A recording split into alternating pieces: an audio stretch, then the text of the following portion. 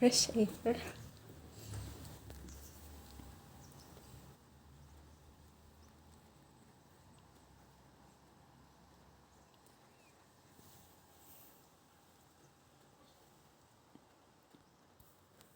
I'll meet new friends, dogs. Look at them. They're looking at me.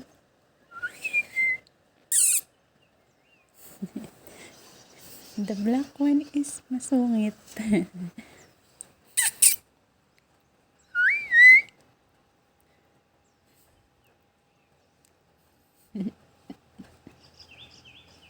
Oh, there's lots lots of birds.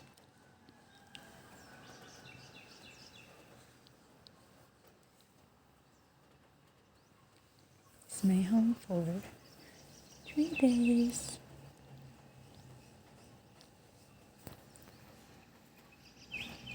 He's sleeping. Okay. Bye. So I'm here in Sagada. Today I will tour you in my room. Char.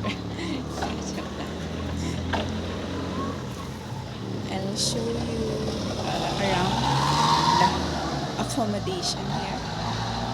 So let's go.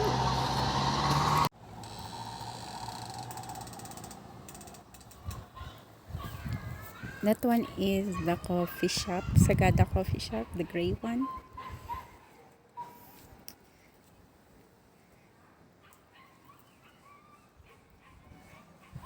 And these are some establishments. Oh, we're beside the church.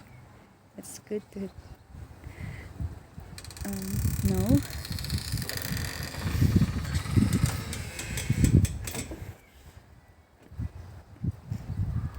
So let's come inside the house.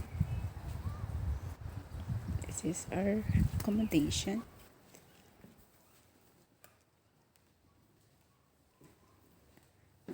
I'm in room number 4. So I guess it's the owner of the house.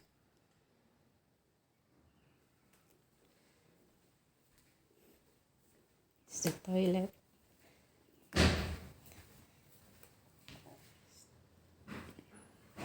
It's the bathroom.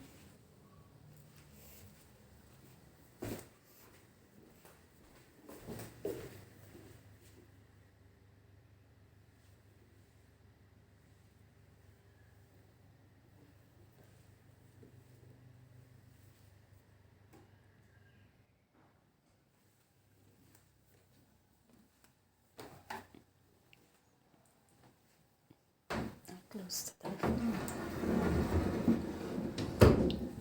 So these are my luggage. Dami kong dala. Di pa siya ayos. Pero, excited lang ako mag-house tour. So there. Look at this beautiful view. Welcome to Sagada.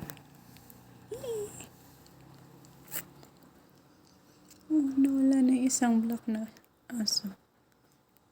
Look at that view. So beautiful. So I just want to open the window so that I can experience the fresh air here. What can you say? This is heaven. Alright, so this is just for this episode.